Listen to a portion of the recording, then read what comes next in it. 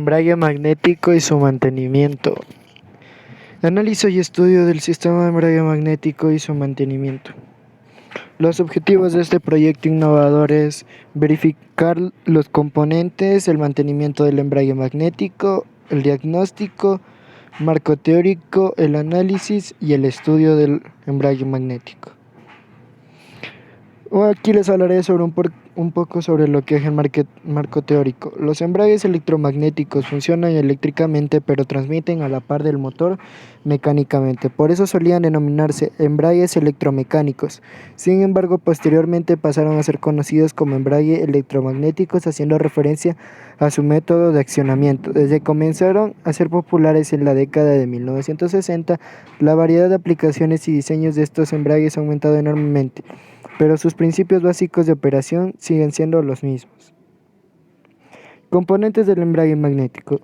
En la parte superior derecha están las bobinas eléctricas, en la parte derecha inferior está el disco de acero, en la parte izquierda inferior está el envolvente metálico, en la parte izquierda en la mitad está el volante del motor y en la parte izquierda superior la cavidad para el polvo magnético. Uno de los embragues electromagnéticos que son los más usados son los embragues electromagnéticos de disco de fricción. Un embrague electromagnético de disco de fricción utiliza una única superficie dotada de un elevado coeficiente de rozamiento para acoplar los miembros de entrada y salida del embrague. ¿Cómo funciona en el acoplamiento? Cuando se inicia el acoplamiento del embrague, la corriente comienza a fluir a través del electroimán, produciendo un campo magnético. La parte del rotor del embrague se magnetiza y crea un bucle magnético que atrae a la armadura, que se aprieta contra el rotor, generando una fuerza de fricción en el contacto entre ambos. En un tiempo relativamente corto, el eje se acelera para igualar la velocidad del rotor, acoplando así por complemento el inducido y el cubo de salida del embrague. En la mayoría de los casos el rotor gira al eje de entrada permanente. El desacoplamiento. Cuando se elimina la corriente del embrague, el inducido puede girar libremente con el eje. En la mayoría de los diseños, unos resortes mantienen la armadura alejada de la superficie del rotor. Cuando se desacopla el embrague, crean un pequeño espacio libre ocupado por el aire entre ambos elementos.